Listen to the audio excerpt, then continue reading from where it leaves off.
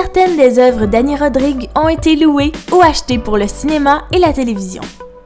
Il est possible de les voir dans une dizaine de films, séries télé ou pubs américaines. En 2015, on a pu apercevoir l'une de ses toiles dans la télésérie 19-2. Sa plus grande réalisation? La conclusion d'une entente de partenariat avec la plus grande galerie du Royaume-Uni.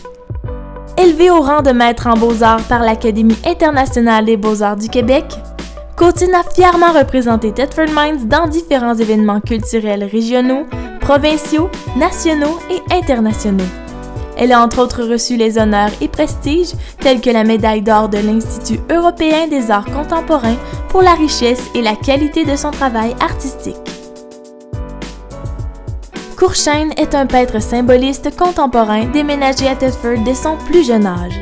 Avec les années et l'expérience, cet artiste a su composer sa propre palette de couleurs. C'est par sa facture, son style et sa façon de faire unique qu'il mène aujourd'hui une carrière enviable. C'est un peintre authentique qui est maintenant connu de tous par ses magnifiques chaises ou ses différents tableaux. Isabelle Brault se laisse transporter par le vert dans un monde magique habité de couleurs et de lumière. Elle privilégie les couleurs vibrantes et la transparence, car pour elle, tout l'effet de la lumière fait littéralement chanter le vert. Ainsi, inspirée par la nature qui l'entoure, elle crée des oiseaux et d'autres animaux loufoques auxquels elle ajoute différents morceaux de bois. En 2015, François Fauché a été un excellent ambassadeur pour la ville de Thetford Mines. En mai dernier, il a présenté une exposition comprenant une trentaine d'œuvres dans une galerie d'art à Limoges, en France. Celui qui célébrera ses 40 années de carrière en 2016 a aussi été représenté en permanence par 7 galeries d'art, toujours en France.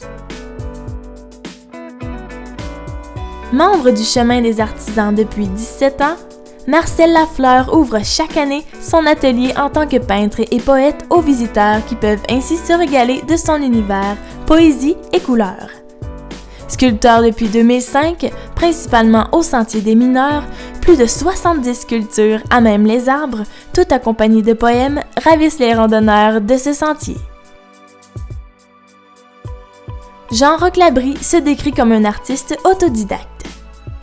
Il est inspiré par les paysages des régions des Appalaches et de Charlevoix. Ses tableaux à l'aquarelle et à l'acrylique sont une symphonie de couleurs vives, posées à grands traits, ce qui donne une peinture spontanée et lumineuse. Les œuvres de l'artiste ont été régulièrement exposées dans des expositions collectives dans la région, notamment à la Maison de la Culture, à la Station des Arts et au Cégep de Thetford.